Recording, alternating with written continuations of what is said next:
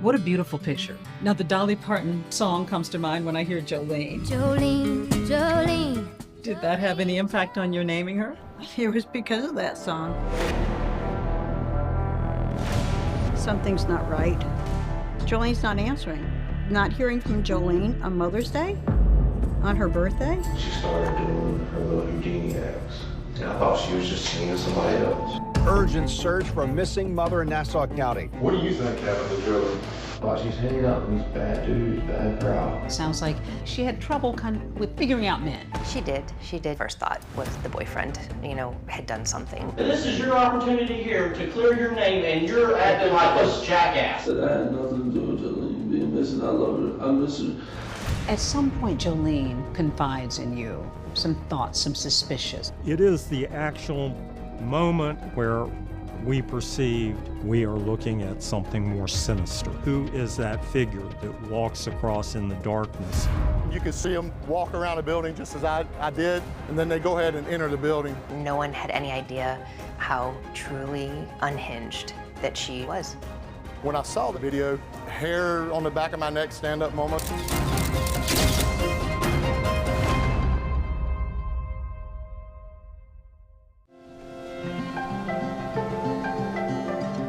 Nestled on the tip of Amelia Island sits North Florida's Fernandina Beach. With its shrimp boats bobbing in the harbor next to oak-shaded streets, both tourists and locals come to savor the island life. I would describe Fernandina Beach as a small area that a lot of people come to visit. It's very welcoming. It's kind of like a hippie beach town. We have a shrimp drop where we have a big lit up shrimp, and they drop it just like they do New Year's at the ball with the ball. You have all the pirate ships. There's even Pippi Longstocking's houses down in Old Town. That house was made famous in the 1988 film The New Adventures of Pippi Longstocking, based on the children's book. Hello. Come on, Pippi. Our crime rate in Nassau County is very low when you compare to our surrounding areas.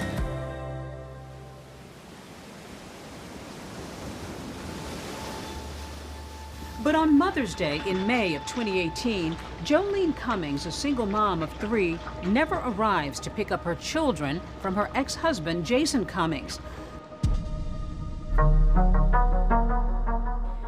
Evening is now falling over northern Florida, and Jolene's 2 young sons are waiting in a grocery store parking lot with their dad. The minutes tick by, but their mom never arrives to pick them up. And it was her birthday, and it was Mother's Day weekend. She always wanted to spend that time with her kids. What were her plans as far as you knew? It would have been the first time that she would have been able to celebrate Mother's Day and her birthday with the boys, and she would be at my house. Why in the world would this mom suddenly disappear on such a big day? Those close to her say that as a young, working, single mother, Jolene would often feel overwhelmed and take off, making time for herself. Might she have just gone off and done something without telling you? Has Jolene gone off in the past? Oh, yes. Have I been able to contact her? Yes. Did you have a feeling? Yeah, not hearing from Jolene on Mother's Day, on her birthday. Yes, I had this gut-wrenching feeling all day. And I told my husband, I need to call this in. He said, no, Aunt, wait till tomorrow. So at 8 o'clock on Monday morning, I called. 8:08 a.m., Ann Johnson contacted the sheriff's office and reported that her adult daughter, Jolene Cummings, was missing. She stated that no one had heard from Jolene for at least 2 days. I was named the lead investigator on this case. It was urgent to me from the start. While it's certainly not uncommon for an adult to, go missing or take off for a couple of days, there were some things that really concerned Miss Johnson about it. Her daughter would have spent Saturday at the Tangles hair salon where she had worked for 6 years. So Tangles is a salon that's right on the edge of Yulee and Fernandina Beach. It's in a shopping center. There are multiple chairs, multiple stylists working there, day in and day out. Hi, ladies. Deborah. I'm Brittany. Brittany, nice to meet you. I'm Jill. Hey, Jill. Nice to meet you. She was my hairdresser. That's how we met. Somebody said that she was kind of a hairapist. Yeah. Like a therapist, but doing hair. Yeah, absolutely, because she would always give you the best advice. Now, what was she like as a mom? Because on the one hand, she had this creative career, but then she was also a pretty young mom. She was there to support them. I think she grew up and she didn't get to do the things that other kids got to do sometimes. So she really wanted to make sure her daughter did everything that she didn't get to do. Those boys and her daughter were just the love of her life. The place that she was living in was my brother-in-law's. It wasn't the best, but she was saving to move.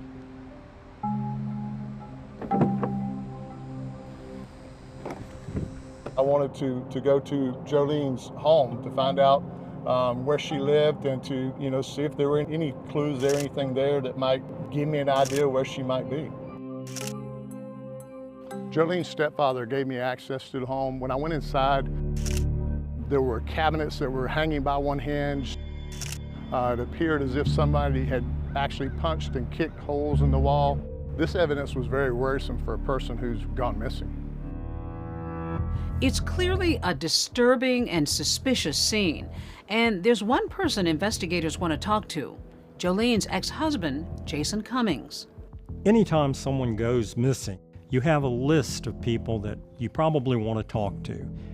Exes are always at the top of that list.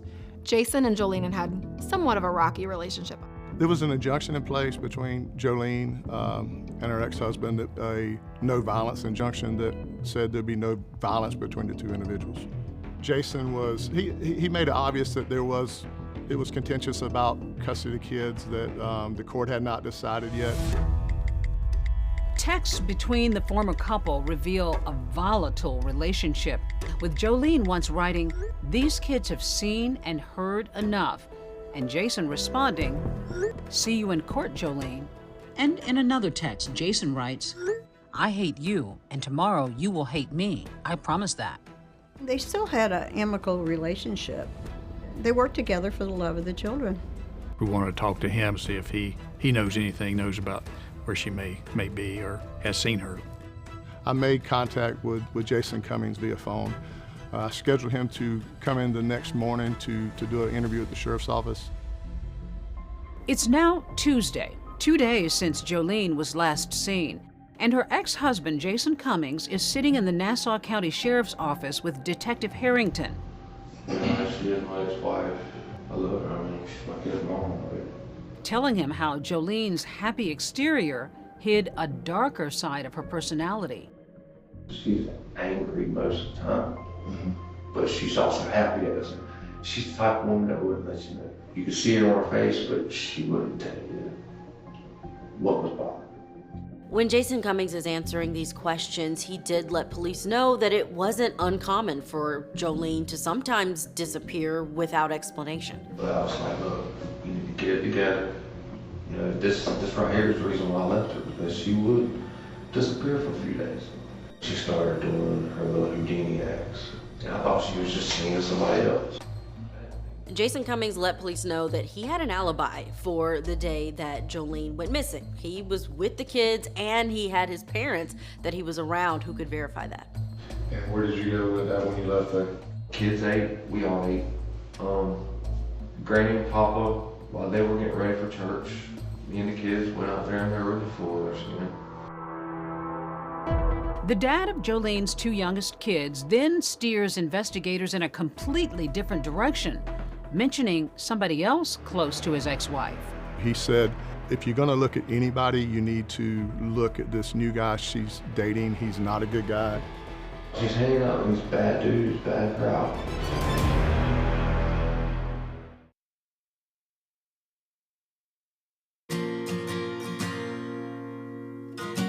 Now, the Dolly Parton song comes to mind when I hear Jolene.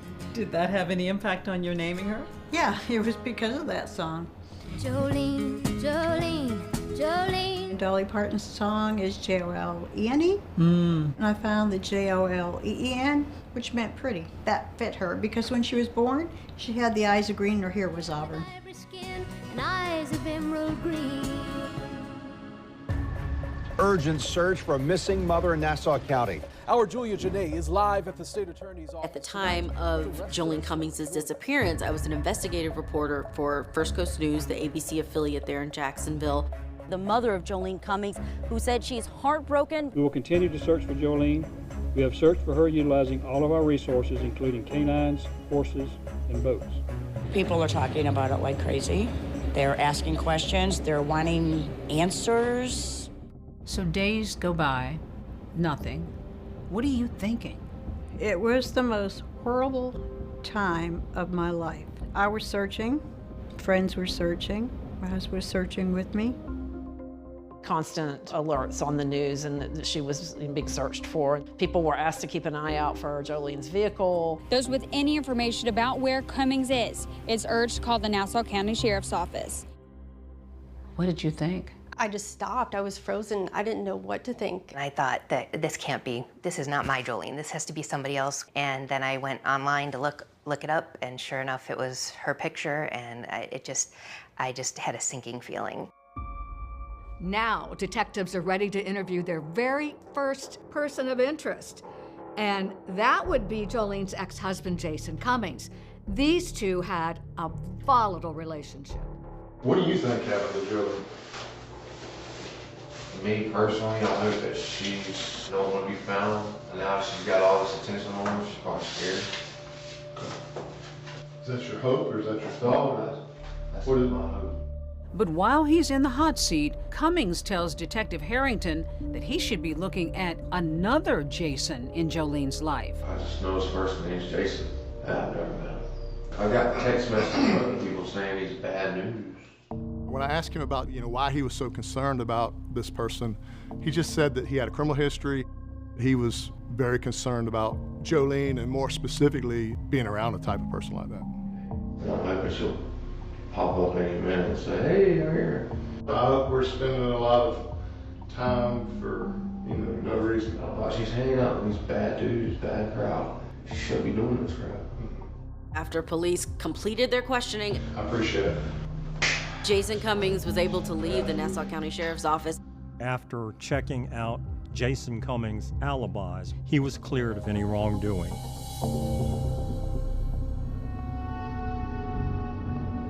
The next person of interest that we wanted to look at is her current boyfriend, who she had broken up with, Jason G. When Jolene had gone missing, I had heard that she had had a boyfriend who was not the best of news.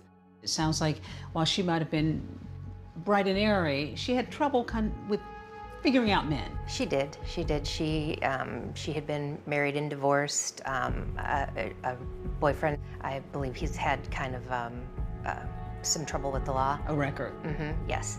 Yeah. Jolene also liked the underdog. Irrelevant what their past was. Jolene wanted to fix people, and I think that's really why she dated him. Jason G had a outstanding warrant from Nassau County. As a matter of fact, it was a felony warrant for a violation of probation, and he was wanted by the Nassau County Sheriff's Office. But he wasn't a stranger to law enforcement.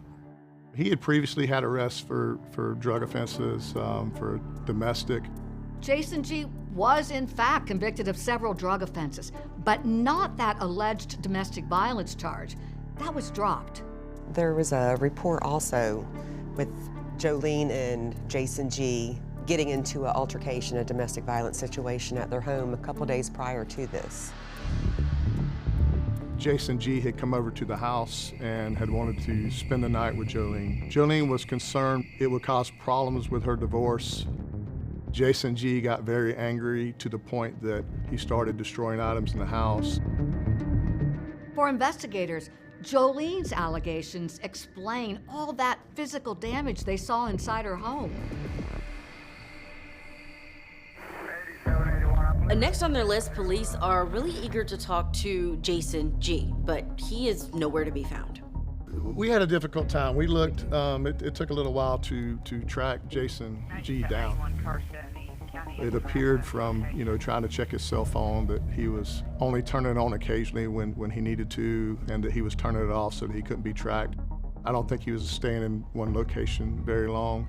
He didn't have a means of transportation, so we knew he was probably in the Hilliard area. However, his parents lived in Jacksonville on the north side. With all that, we did get a warrant to try to locate him by pinging his phone. He was found hiding under a bunch of cardboard boxes in a bedroom. So it was very, very suspicious to us. You know, he was a prime suspect when we did the interview.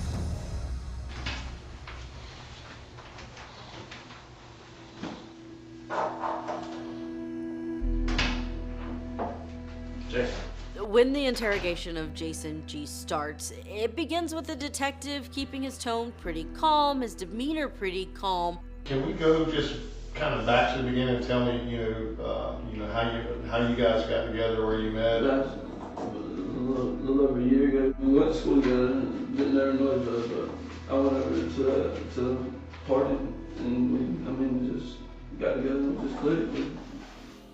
But now cops are ready to take off the kid gloves. The temperature inside of that interrogation room heats up. You're hiding out. I just found out about Jolene being missing yesterday. Honestly, though, I would never hurt her. But it's time up for Jason G.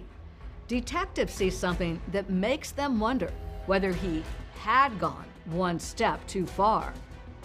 You got some scratches on your wrist and everything. To me, they looked a lot like fingernail scratches, which really, really concerned me. This is your opportunity here to clear your name, and you're acting like a jackass. So things aren't looking so good for Jason G. But then, a new piece of evidence emerges that just deepens this mystery. We want to know, who is that figure that walks across in the darkness?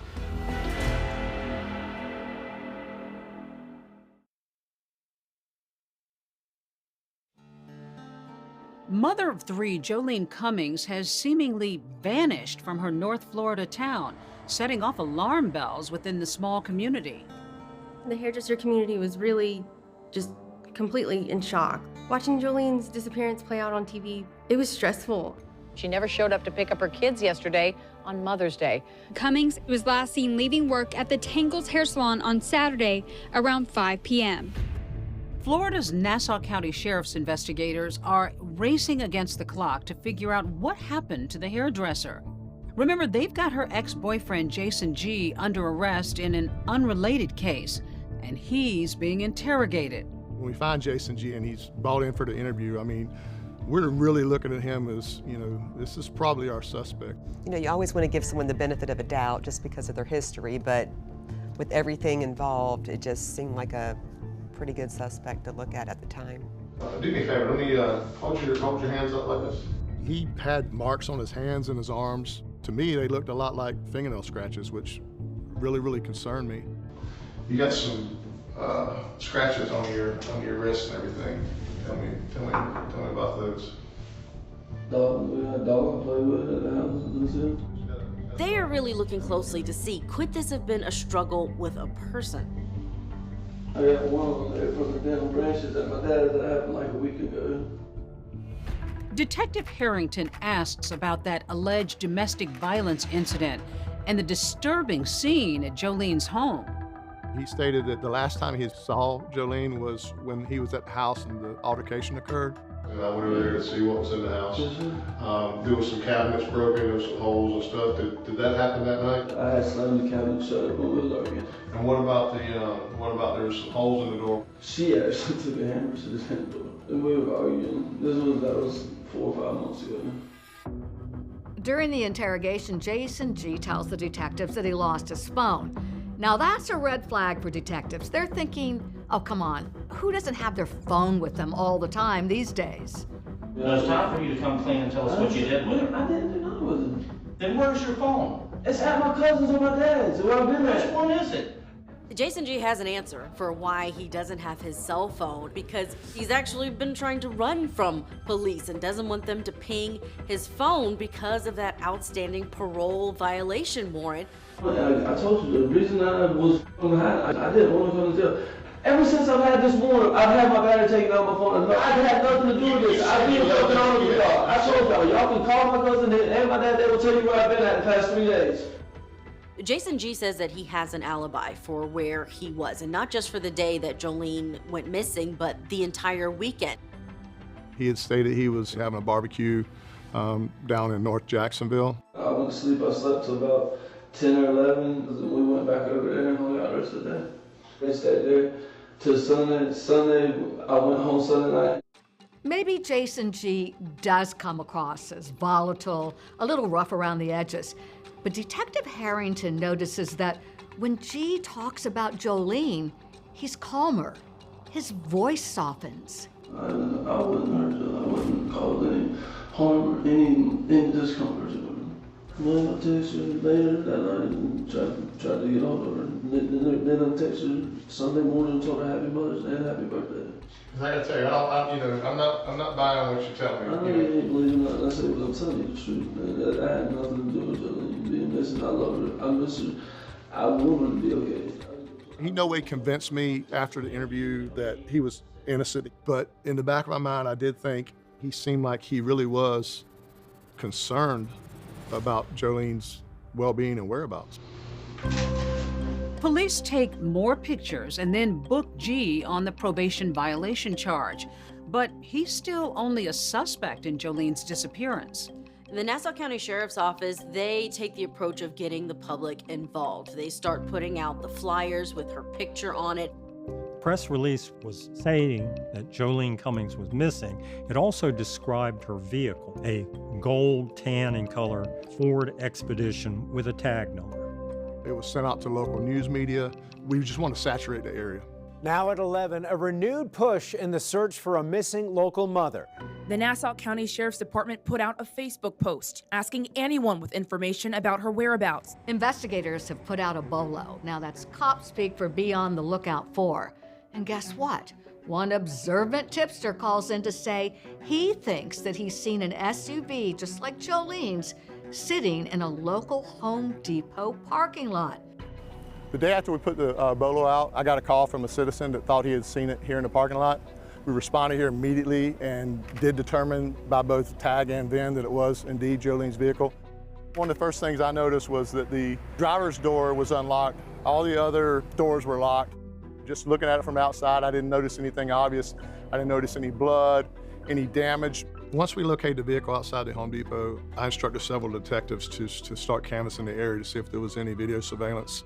There is a ViStar credit union that I had worked off duty at. I knew that their cameras faced in that direction. That credit union surveillance camera captures investigative gold and leads to the second big break in the case. When we looked at the camera angles, we determined that shortly after 1 a.m. on Sunday morning, the vehicle comes up the approach road off of State Road 200 from the direction of the salon and is immediately pulled into the parking area. You cannot see who's driving it at that point in time. And then you can see a figure emerge and walk across the screen towards the right. Everyone is hoping that it's Jolene getting out of that car. Then, a minute later, a figure is visible in the doorway of a nearby convenience store. It was kind of like that hair on the back of my neck stand-up moment because I was like, this is who I'm looking for.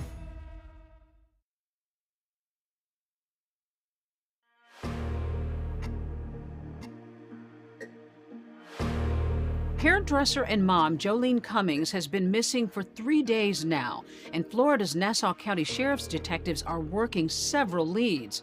One of them is Jolene's ex-boyfriend, Jason G., who tells police he's got an alibi. He says he was at a barbecue all weekend. Jason told us where he had been and who he had been with, but his story checked out. He ultimately was cleared.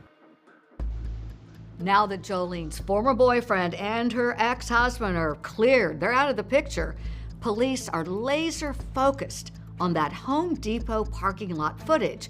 It's the shadowy image, a person emerging from the area near Jolene's SUV. We want to know who is that figure that walks across in the darkness. Once Jolene's vehicle is discovered, police look through it to see if there are any clues as to her whereabouts. Breaking developments in the case of a missing Nassau County mother last seen on Saturday when she left her job at a hair salon. Today, her vehicle found in the parking lot of a Home Depot. Earlier that day, investigators visited Jolene's workplace, Tangle's Salon, where one of her co-workers, they've been told, was the last person to see Jolene the night before Mother's Day. You always want to know, in a missing persons case, the last person to see the victim, and that was an individual, a co-worker by the name of Jennifer Seibert. Jennifer Seibert had been working at the Tangles hair salon for a couple of months. Jennifer Seibert did come with this air of mystery. And they didn't have a whole lot of background information on her, other than what was on her application. What did you know of her? I didn't know anything of her. She was just a newcomer. Now, the very moment that investigators arrive at the salon to ask questions, Jennifer Seibert pulls up into the parking lot for her shift. But then, she does something rather suspicious. When Miss Seibert learned that there was a detective there at the business, she immediately leaves the parking lot and does not come back and go to work. At that moment, we're thinking, why would she not want to tell us anything about her coworker? Yeah. Why would she Honestly, leave? at the time, I think it was more of a red flag to you than me. It was kind of a red flag, but she kind of was like, that's really, really strange. Jennifer Seibert even tells her boss to not bother to keep her check there, that she should just mail it to a forwarding address. Seibert also sends a text with an explanation for why she bolted. She claims she was fearful of an ex-partner. She even writes, "My ex is terrible. When it comes to him, I fear for my life." Jennifer Seibert was not eager to speak to us and left a long, rambling telephone message telling us why she wanted to help, but she couldn't be a part of this investigation, basically because her life was in danger. From the moment that police see the vehicle of Jolene Cummings parked in that parking lot, they are canvassing the area. They really want to know who got out of that car when it was parked. Once we observed the surveillance video of the person exiting, we could tell which direction they walked in. The only place that would have probably been open at that time would have been this convenience store. The first camera that I picked the person up on would have been here, and you could see them walk around the building just as I did. Then they walk down, and they actually stop here for a minute and address the clerk that's standing outside on a break, and then they go ahead and enter the building. The video from inside the convenience store is a big break. Who is it that walks in? When I saw that, it was kind of like that hair on the back of my neck stand-up moment, because I was like, this is who I'm looking for. The person who walks through the front door is Jennifer Seibert. And she's dressed in all black, she's got on combat boots, and she seems really chatty with the attendant while she's there. I conducted an interview with a store employee who was working there as well. There was a female that came into the store the other night, right here. Yes, she said something about how she was out with a couple of friends drinking. When I tried to go back inside to go back to working, she wanted me to stay around. He said that she was acting as if she was nervous or scared about something. She asked him to call a taxi cab for her. We were able to capture video surveillance that actually shows the taxi cab pull up. It pulls into a spot just over here in front of the store. You could see her enter the vehicle in the front passenger seat, and you could see the cab pull away. We were able to not only determine who the cab driver was, but interview him. What do you recall about that person? She was dressed in like a black workout outfit. She had black hair, had it up in a bun on her head. She didn't appear to have a purse or anything with her. What stood out to me and the cab driver was that Jennifer Seibert had stated that she had been out with friends that didn't have enough money for gas, but yet she had prepaid for the cab ride on a credit card. I found that kind of odd, because if a person's prepaying $20 on a credit card, they should be able to give somebody $5 worth of gas and get a ride. The location that the cab driver was asked to take Jennifer Seibert was of interest to detectives because it wasn't exactly where she worked, the Tangle Salon, but it was in the same shopping center. He dropped her off by a small black vehicle, which we knew that was what Jennifer Seibert owned and drove every day to work. At that point in time, our number one priority is to find Jennifer Seibert, who is now purposely evading us. But there's just one major problem. Police can't find Seibert. The address on her Tangles job application isn't even real. I went to that location, and what I discovered is that it is a non-existent address. It's a fake address. This is the fake address that Jennifer Seibert has given in her application for employment. Just nothing here. There's no residences, nothing. And it became apparent to me that this was something amiss. Where is Jennifer Seibert? Investigators race to find her. Will they also find Jolene?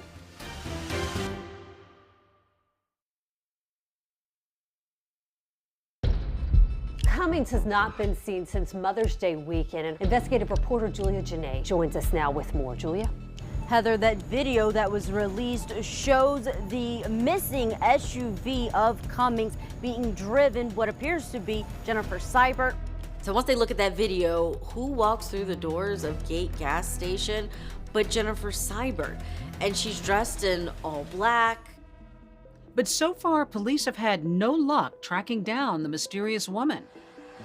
Small hair salons are known to be warm, friendly places, but at Tangles in northern Florida, the newest employee, Jennifer Seibert, didn't exactly fit in. Everyone would talk with each other. It was just a very cozy, friendly environment to be in. So all the hairdressers seemed to get along. Mm-hmm. And then all of a sudden, there was a new woman. So I never really got to know her well. She was kind of standoffish. Within a few weeks of Jennifer being there, they started to notice things that they thought were off about Jennifer, just the way she acted. She could never really give an address of where she lived.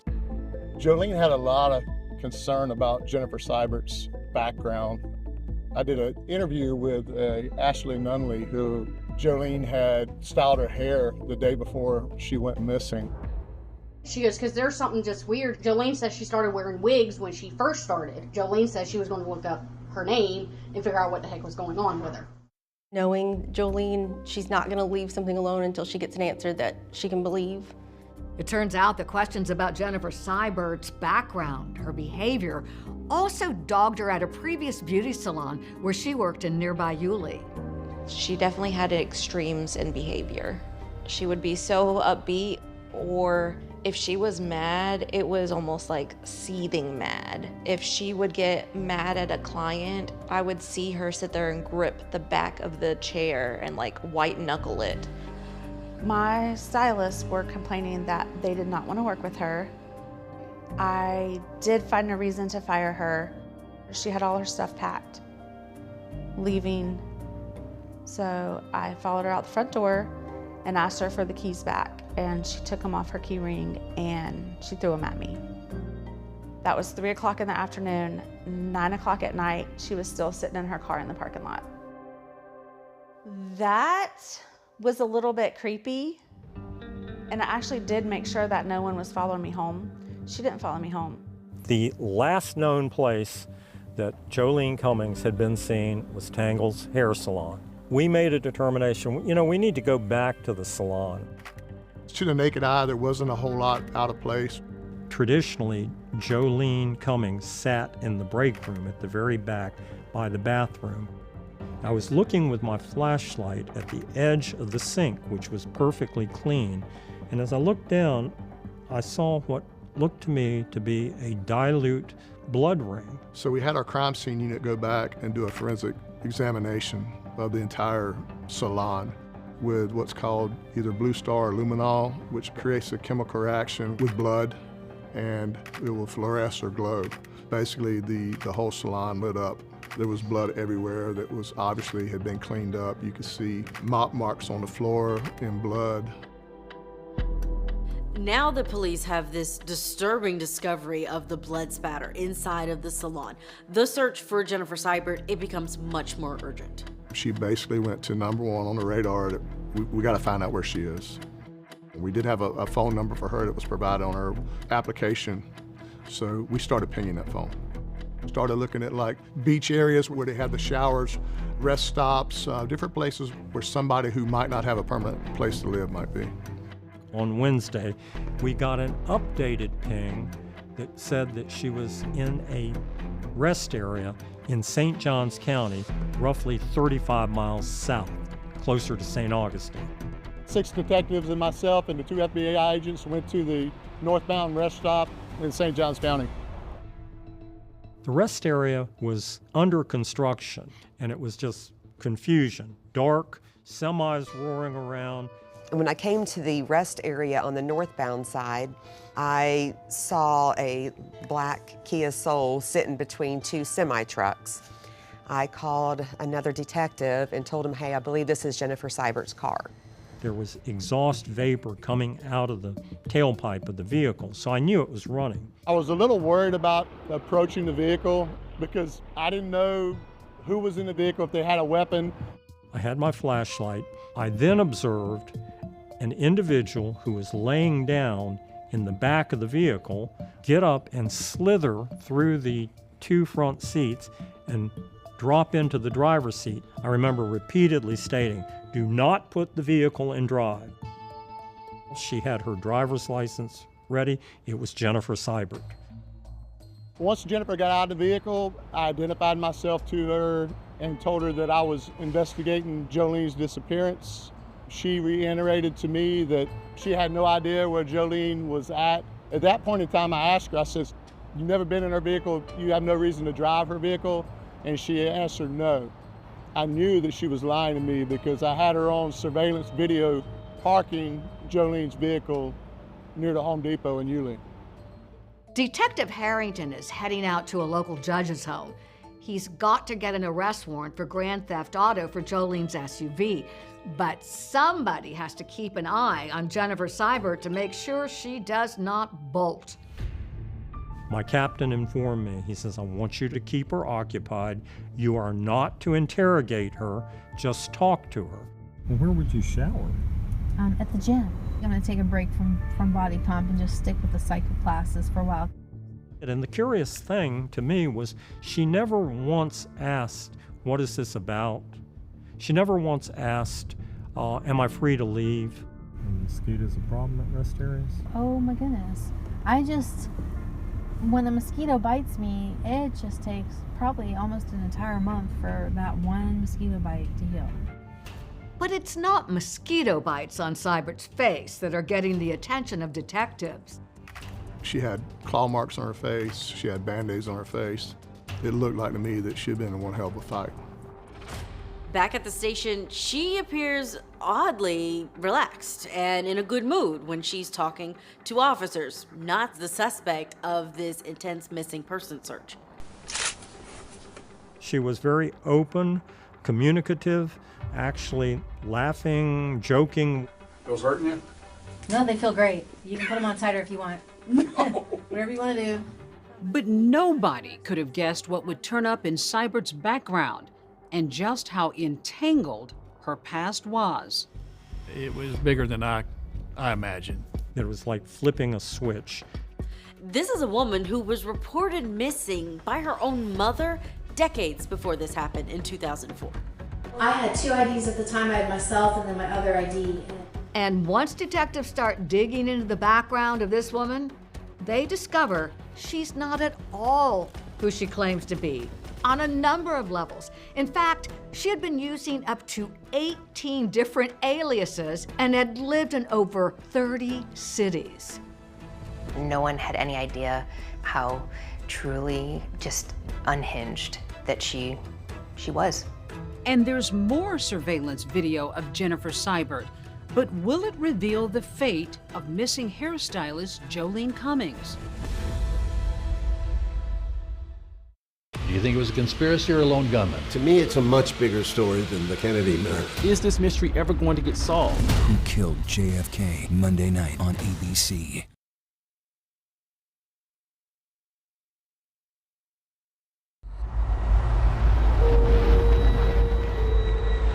This was the most bizarre. Very diabolic. Truly unhinged. Watching Jolene's disappearance play out on TV was stressful. Missing mother in Nassau County.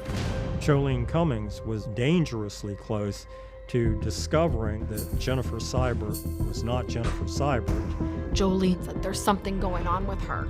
I'm gonna find out.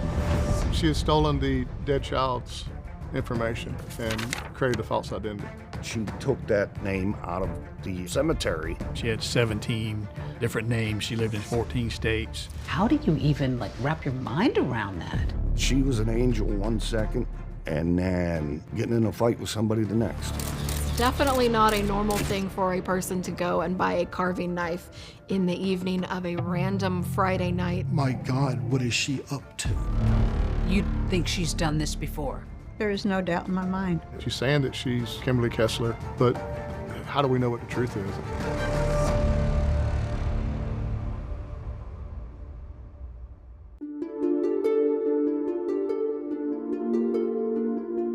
Well, it was her birthday and it was Mother's Day.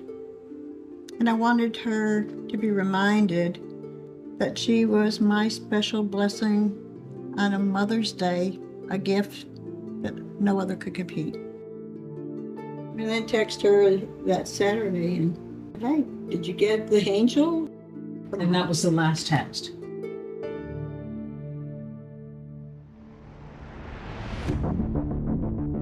Ann Johnson's daughter, 34-year-old Jolene Cummings, has been missing for 4 days now, and police have found no sign of the hairstylist. They've questioned and cleared both her ex-husband and former boyfriend in her disappearance. Crime scene detectives went to Tango Salon to look a little closer. You could see that there had been a struggle and smears of blood all over the salon. Now we know there must have been a big fight in that salon. You always want to know, in a missing persons case, the last person to see the victim, and that was a coworker by the name of Jennifer Seibert.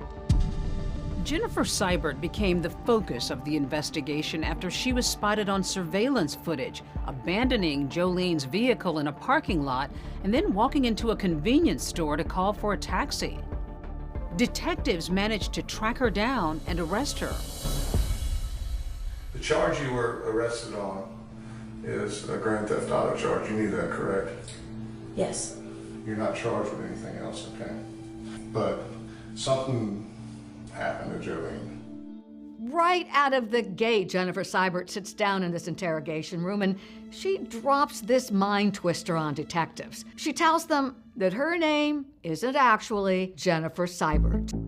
Fingerprints, they come up as Kimberly Lee Kessler, so I would prefer to be called Kim. The last time I got picked up was back in 1999 and I bonded out. So you've actually kind of got you've got a history under that name? I'm ready to go back to being myself. Kimberly Lee Kessler. It's kind of a silly middle name, isn't it? It's like my mom stuttered. So right now we're taking in who is Kimberly Kessler at this point. I'm 50 years old. Looks are deceiving. You have children? I do. I have a son. That's what got me running in 1999. Child Protective Services snatched him while I was at work from the babysitter, and that really sent me over the edge. Then there's this next shocking moment where she tells detectives that she dated someone who was wanted by the FBI. He robbed banks. I was working as a topless dancer, and he was with me whenever he called somebody and they said, the FBI is looking for you. And he's like, oh my God. And then he tells me everything. Oh, I robbed these banks. So I'm like, you what? And I hid him in my apartment, and that was kind of almost the beginning. She loved to brag about her past, and she was very proud of that. She had been running for the past 20, 25 years and didn't want to be found. It's a bombshell, but is it true? Are you okay if I ask my crime analyst to run the name? Do it, please. You'll see my mug. I'll look a lot younger then. And thinner, too. I won't be 200 pounds. Well, it's unusual when someone that is a person of interest is just joking around, acting like nothing's wrong, nothing's going on. And during the interview, I kind of wanted to let her talk as much as she wanted to, but at some point in time, I knew I had to ask her about Jolene. Did you guys ever hang out after work? Did you ever go anywhere together? Okay. She ever allowed to use your car? No. Her demeanor changed. She became evasive. You accused me the other night of, you're like, where's Jolene at? So, and I do not know where she is. I think you know where Jolene is. We're gonna find out what happened. You can help me do that. No, I cannot. Whatever fury may come. So let me reply this way, and you may not like the answer. I would like legal counsel. With Jennifer Seibert now refusing to talk, it's up to investigators to determine fact from fiction. Who is she really? I mean, she's saying that she's Kimberly Kessler, but how do we know what the truth is? I mean, she's obviously very complex. When they researched her background, they found out she was actually someone who had been reported as a missing person decades before, in 2004, by her own mother in Butler, Pennsylvania. So detectives call Connie Kessler, who they believe to be Kimberly's mother, hoping to learn more. We do have someone that is claiming to be Kimberly Kessler, and that is your daughter, is that correct? Yeah. Okay. The last time I heard from her was in 2004, and it was on an answering machine. She'd been having trouble with her boss, and then there was no way to get back in touch with her, so all I could do is wait. Detectives are quickly discovering that the woman they have in custody, claiming to be Kimberly Kessler, has used a host of different aliases over the years, seemingly random names. But Connie Kessler adds yet another twist to this increasingly strange story, explaining how her daughter had allegedly picked one of those names. She went to visit her dad at a cemetery. She picked a name off from a little girl that died near her father. Do you know the name she picked? Yeah, it was Pamela Jean Cleaver. She could be anybody. So we conducted a DNA test. The FBI actually took a DNA out of Kimberly Kessler's mother's home, and it came back that it was a match, that she was Kimberly Kessler. Well, if that's the case, then who exactly is Jennifer Seibert? And once again, Detective Rose discovers there was an absolutely chilling answer to that question. Found a little girl named Jennifer Seibert who was 13 years old, who had been killed in a car accident in Germany. However, she was buried in Butler, Pennsylvania. And then NCIS confirmed the Social Security number of Jennifer Seibert. And that's when we realized She had stolen the dead child's information and created a false identity. The night when I told her you're under arrest for grand theft auto, she almost smiled as if to say, is that all?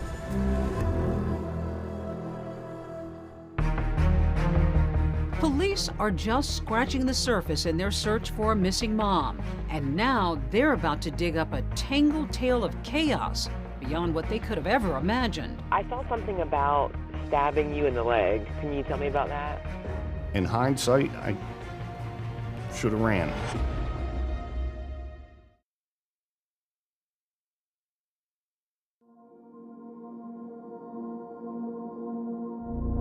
With Jolene Cummings still missing, police are learning more about the woman they've got in custody. Turns out her name isn't Jennifer Seibert, it's actually Kimberly Kessler. And the more they unravel, the more complicated her past becomes. Come to find out, she had 17 different names. She lived in 14 states. Very unusual for someone to have that track record and is not running from something. During the next couple weeks, I conducted several audio interviews. We had to try to figure out who we actually had in our jail. So we're just trying to get whatever information we can. We discovered a husband. She had been married. When I spoke to him, he said, I met her in Arizona. She was stripping during that time. Well, I can tell you she's a master of disguises. She wears a lot of wigs and changes her look a lot. You know, she did wear a lot of wigs. Did she? She's very, very exotic. He knew her as Melissa McKernan.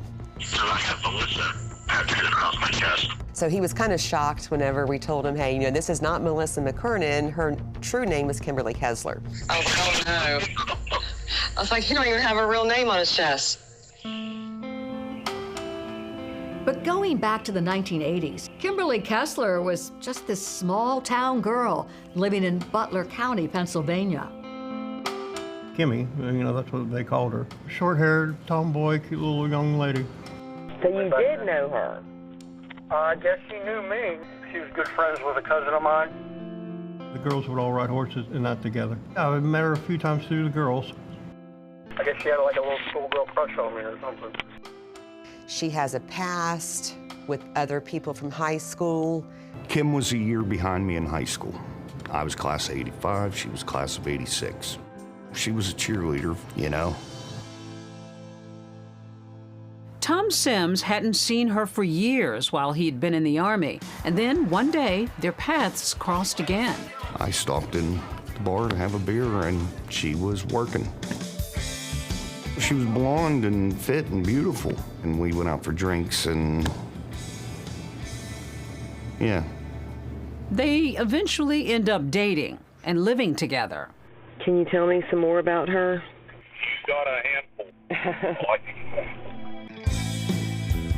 She wasn't a friendly person, always scheming. She was an angel one second, and then getting in a fight with somebody the next. Was that a normal thing for her, like acting out and being violent? Yeah. One of her moods got me with a steak knife. I saw something about stabbing you in the leg. No, she stabbed me in the chest. She bit my dad in the leg. She bit your dad in the leg? Yes. She attacked him, bit him on the leg. Oh, you should have seen it. It was a huge bite mark. It was the day after she hit me with the iron piece off a gas stove. She grabbed off, the burner and hit me upside the head with it. I think she already had her escape planned because she was gone after that. Gone. Tom Sims says police came to the house for each violent incident: when Kessler stabbed him, when she bit his father, when she struck him with that iron grill. But he never pressed charges against her.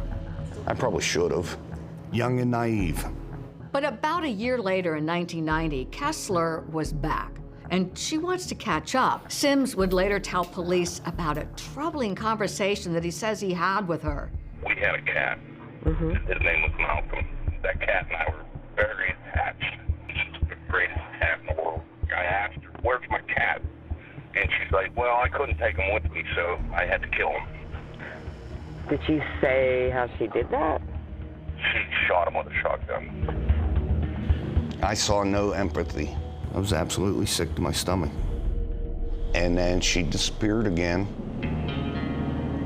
Kessler has never responded to those allegations, but while Sims only knew her as Kimberly Kessler, there are plenty of others who knew her by entirely different names, including Sergeant Jim Walters back in Virginia Beach in 1999. I knew it wasn't Christina Brooks that I was talking to, but that was the name she gave me. It was a very bizarre situation in Virginia Beach. She lived with the father of her child, and a neighbor saw her digging in the yard with the kid in the hole, and she said it was a grave that she was digging, and she was acting very bizarrely. So the neighbor called the Child Welfare Services, and they came and took the child.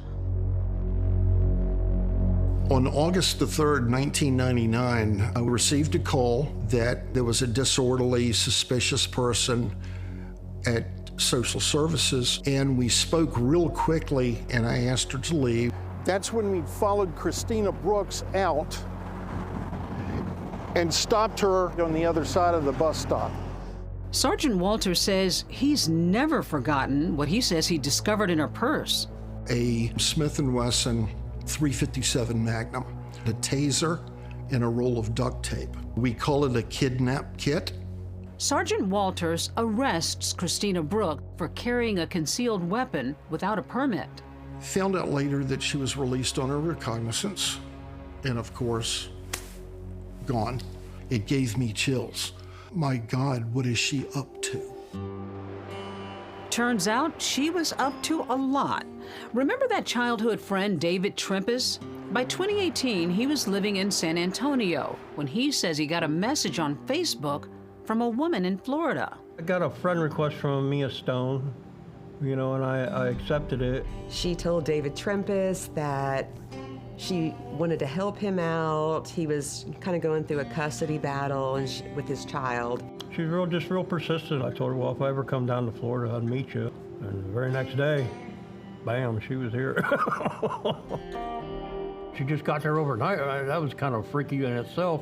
I said, I'll meet you at the Whataburger in town. She come walking up, and she had that big black curly wig on, and it was, down over her eyes, and, it was just out of place. And she had a scar on her face. David Trempis told police that Mia Stone claims she got the scar when her ex-husband tried to run her over. And now she wanted to move to Texas and marry Trempis. But she wanted to move in with me. That's why she was up here. And I just kind of played it cool and said, it was great to meet you. And then, well, I got the hell out of there. It's time to go. About a week later, Jolene Cummings goes missing. Not long after, Trempis says he got a call from the sheriff's office in Florida asking if he knew a woman named Mia Stone. She also goes by the name, there's like 18 names, Mia Stone, Jennifer Seibert. Her true name is Kimberly Kessler. That girl's name is really Kim Kessler? Yes, sir. She never let on to that. Her real name was Kim Kessler. So investigators are left to wonder, had Jolene figured out Kessler's grand deception? No one had any idea how truly evil she was. And had Kessler retaliated by doing the unthinkable?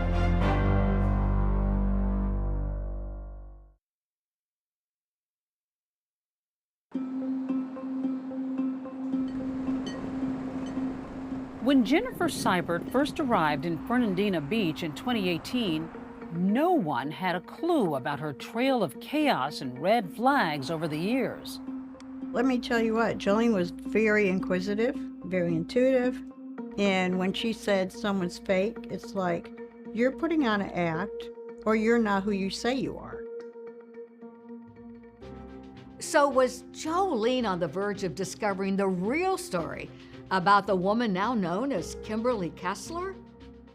I believe 100% that Jolene was going to check to see who she was. Investigators uncovered text messages Jolene had sent about the new employee, suggesting there was something off about her that she couldn't quite put her finger on. Did you get a vibe between the two of them when she was in the salon? Yeah, Kimberly was kind of standoffish, and there was definitely some tension between them. Well, the theory is that Jolene Cummings was dangerously close to discovering, number one, that Jennifer Seibert was not Jennifer Seibert, and number two, who she might really be. Towards the end, it had gotten contentious to the point that they would yell at one another in front of clients. And there had been a fight in particular where the argument ended and Jolene looked at her client and said, there's something going on with her. I'm gonna find out. I think that pushed Kim Kessler, Jennifer Seibert over the edge. Just stand up and bend over a little bit for me. With Kessler in custody, detectives begin searching her phone. Her phone was definitely an insight into where her mind was, leading up to the moment that Jolene went missing. Jolene goes missing on May 12th. We see Kimberly Kessler's search history starts to shift from recipes and stores and the normal things to how long does it take for a body to decay? How to hide the evidence of a crime. It was very weird what she was searching. No body, no crime. How to dismember a body. No one had any idea how truly evil she was, how truly unhinged that she was.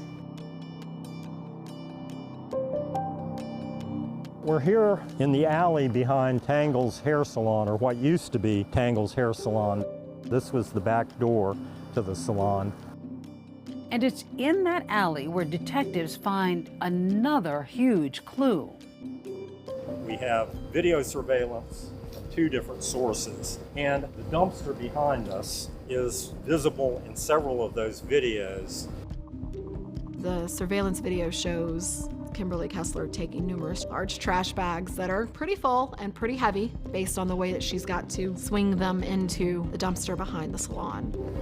Her duties were not to carry out the trash, which was picked up Monday mornings. So it was unusual that after hours she would still be here. Once detectives start piecing things together from inside of the Tangle salon and looking at the alley outside, they start to develop a theory that Jolene Cummings may have been dismembered and discarded in that very dumpster. They processed the whole place, and there was so much blood there that nobody was going to survive that. Investigators scan that surveillance tape, hoping for more clues, and boy, did they get one. They see Kessler driving by Tangles as though she's checking to see if the dumpsters had been emptied. We discovered that the local waste company had actually picked up the dumpster for disposal. And at this point, she no longer drove by. Police learned that the contents were taken to a landfill in Georgia, about 25 miles away from Nassau County. The FBI took the lead on actually searching the landfill. The FBI Jacksonville team's been working around the clock in support. This landfill is absolutely enormous. We knew it was going to be a needle in a haystack, but we knew we had to try to search and see what evidence or if Jolene herself was in that dump. It was 117 degrees, so it was miserable, but had to be done. It was gut-wrenching. I mean, I was in tears to know that you could be thrown away like trash when you were an amazing person. But after nearly a week of combing through the landfill in scorching temperatures every day with no positive results, law enforcement called off the search. Sheriff Leifer, he didn't have to say anything. His face said it all. It was a face of disappointment, of grief that we didn't find her. Inside, this had to just be your worst nightmare. It's a nightmare that no parent, no one that has a loved one should ever have to endure. The not knowing was the worst. Despite not having a body or finding the remains of Jolene Cummings, the state attorney's office decides they are going forward with charges of murder against Kimberly Kessler, along with grand theft auto. At the point that I'm coming into the case, I am focused on justice for Jolene. With prosecutors now preparing to try Kimberly Kessler for first-degree murder, she's going to undergo yet another transformation. Jordan Beard is Jolene Cummings' cousin. And with behavior like that, is she actually fit to stand trial for Jolene's murder?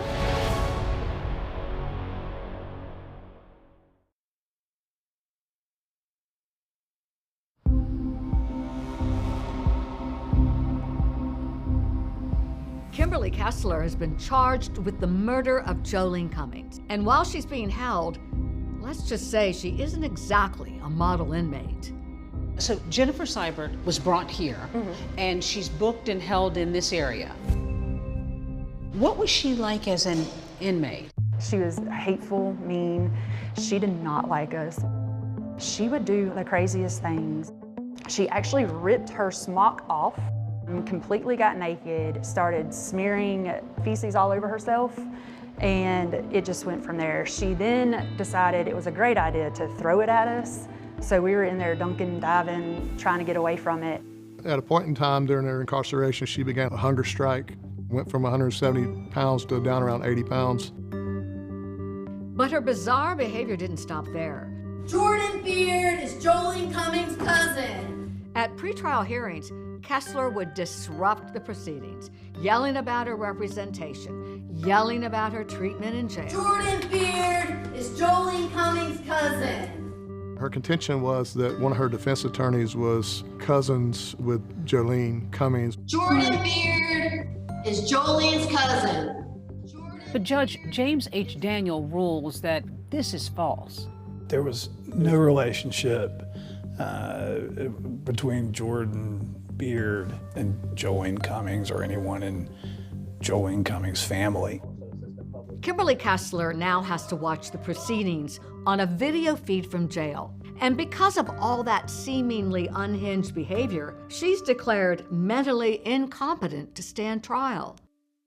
We had the hearing to determine whether she was mentally competent to proceed to a trial.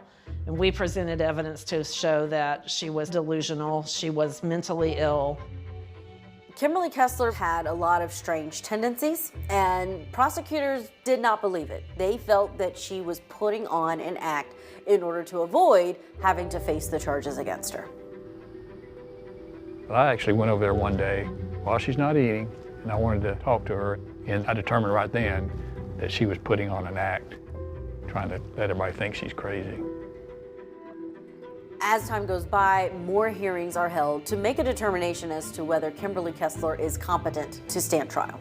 A judge is now weighing whether murder suspect Kimberly Kessler is mentally competent and whether she'll need to be force-fed. At these hearings for competency, there was a psychiatrist who testified as to whether or not Kimberly Kessler could be a part of her defense and ultimately be competent to stand trial. And you have found Ms. Kessler intelligent and strategic. Some of the things that she does are very intentional. What I mean is that her behavior is something that is thought out and organized. Even Kessler's jailers were brought to the stand to say that they believed she was completely rational. Was Ms. Kessler capable of communicating her thoughts and her needs to you? Yes, ma'am. A high-profile murder suspect is competent to stand trial. That's according to doctors at a Florida hospital. I felt like she was choosing to do this for whatever reason, and it was not the product of some mental health disorder. Finally, after 3 long years, Jolene Cummings' family is in the courtroom, about to get their chance at justice. Kimberly Kessler, a former co-worker of missing Nassau County mother Jolene Cummings, is charged with first-degree premeditated murder. The trial was very much anticipated.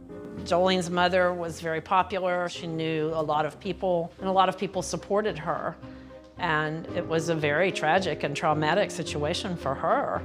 And the news covered it pretty relentlessly. Just as this trial begins, it's almost immediate that Kimberly Kessler starts having her typical outbursts in the courtroom. I refuse the public defender's office. They appointed Jordan Beard, Jolene Cummings' cousin, as my public defender. They appointed Jolene Cummings' cousin as my public defender. What, you don't want the public to know that? She will be downstairs as she's been through the proceedings thus far. There are critical stages in a proceeding where the defendant has to be present. Trial would be certainly one of them. However, it's also my job to make sure that the state has the ability to prosecute a case. The judge decides to excuse Kimberly Kessler from the proceedings, and now there's the opportunity for the state to actually get started with their opening statement. The following evidence will establish premeditation beyond a reasonable doubt. Premeditation that the defendant planned Jolene Cummings' death. As Jolene Cummings made plans for the next day of her life, the defendant had planned Jolene's death. Prosecutors are about to present the heart of what they insist is a pre-planned murder case. Video of a shopping trip, and what Kessler is buying will chill you to the bone.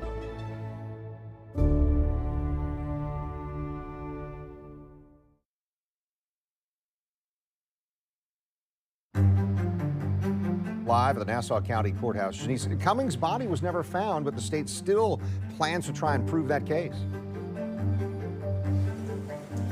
The prosecution begins laying out their case, and it relies heavily on circumstantial evidence and surveillance video.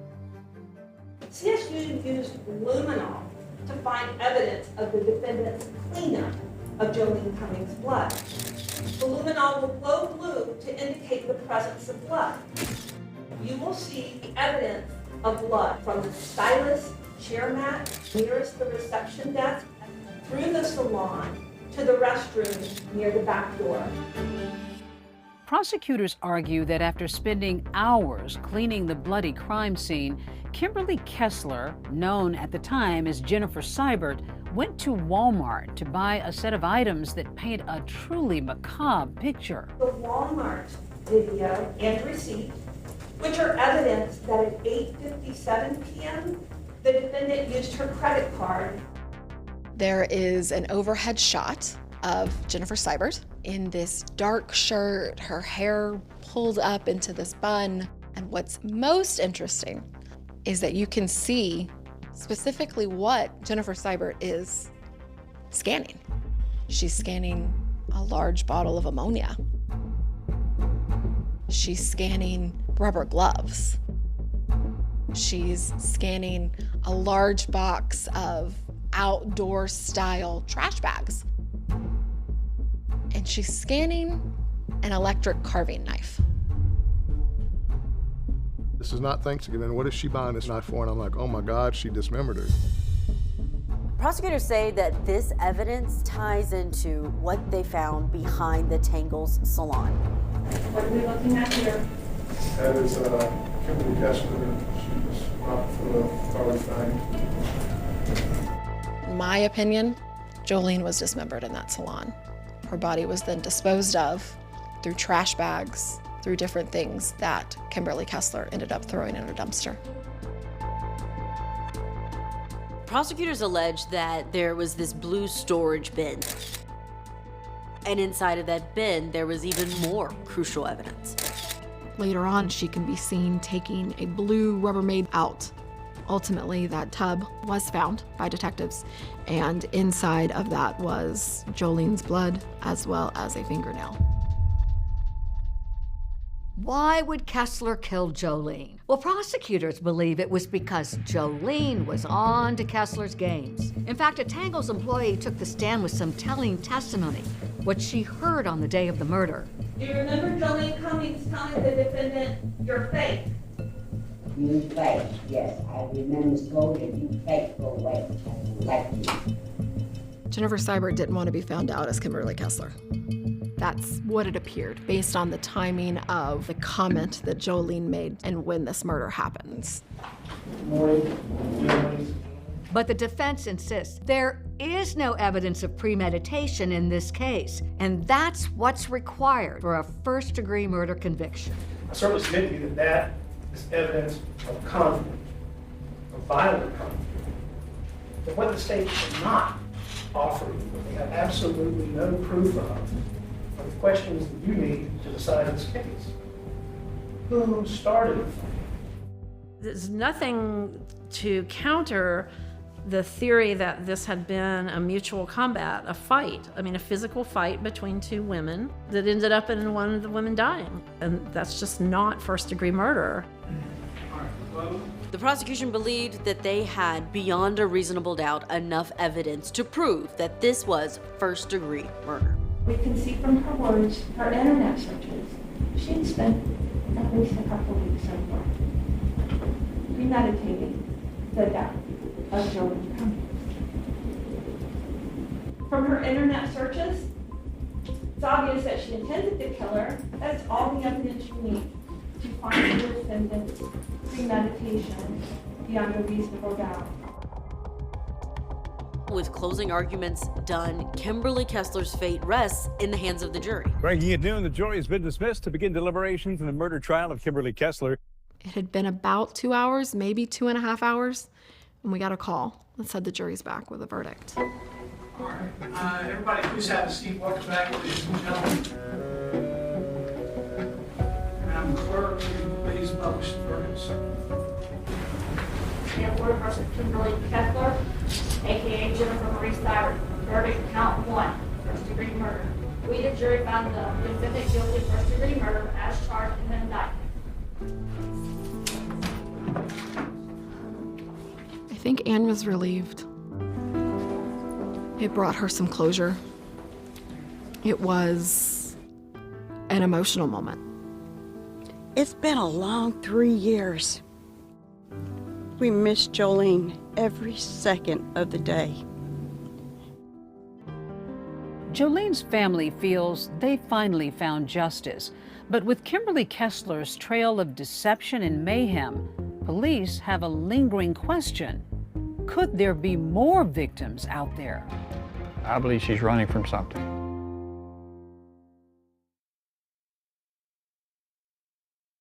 It's a tale of two women, Jolene Cummings, hairdresser and mom, who disappeared on Mother's Day, never to be found, and Kimberly Kessler, also a mom, who spent years crafting multiple identities and was convicted of murdering Jolene.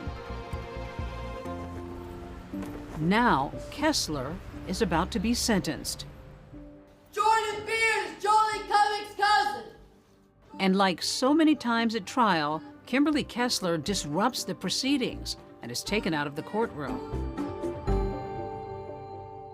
Before handing down his sentence, the judge hears a victim impact statement from Jolene's mom, Ann Johnson. When my precious daughter was murdered, Clovis died. I found his struggle to made some sort of semblance of life since. This court will adjudicate Kimberly Kessler, defendant, also known as Jennifer Marie Stiver, guilty, sentence her to life in prison. She's also sentenced to 5 years for grand theft auto of Jolene's vehicle, which she'll serve concurrently. Kimberly Kessler leaving the Nassau County Jail in this white van. A deputy was seen doing a rock-on hand gesture before her departure Friday morning. We're going to celebrate. We're going to celebrate her homegoing, because her new home for the rest of her life and until she takes her last breath is going to be Florida State Prison.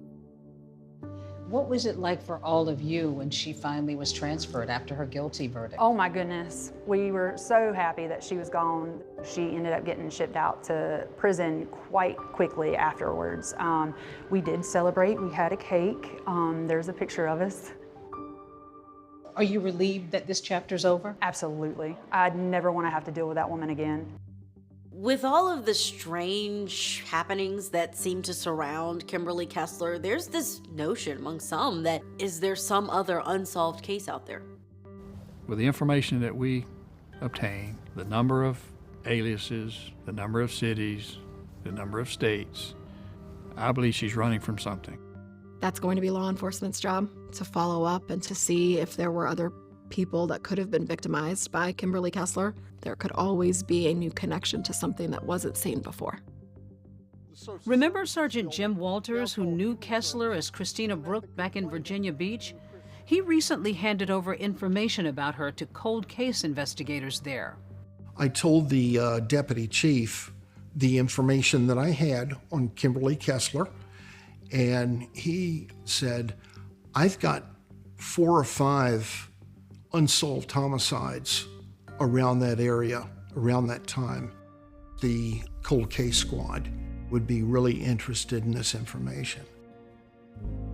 As investigators keep an eye out for other cases that could possibly be linked to Kessler, Jolene's mom, Ann Johnson, is focused on her daughter's memory. Will you continue to want to search for Jolene? Oh, I'll always have the hope to search for Jolene.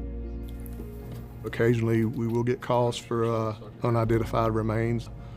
And anytime we get that kind of call, I always have hopes that maybe it might be her. What is the world missing not having her in it? She was beautiful inside and out. And again, she was first and foremost a mom. And she was a great, great friend, great listener. How do you want her to be remembered? As the bright, shining star that she was. Lord, guide us in these next few moments. In Jesus' name. I had a private ceremony. It was a beautiful, small service. Even with no remains to bury, Jolene's loved ones remember her to the tune of Amazing Grace. Amazing grace, how sweet the sound. There was music at the gravesite. There was a headstone. And then my grandson asked me, Emma, why is there a headstone when Mama's not there? I said, this marks that your mother lived here on earth, that she needs to be remembered. And who knows, God's will, maybe we'll have something to put there. It's the only thing we have to live for, right? It's the hope. Without hope, what do we have?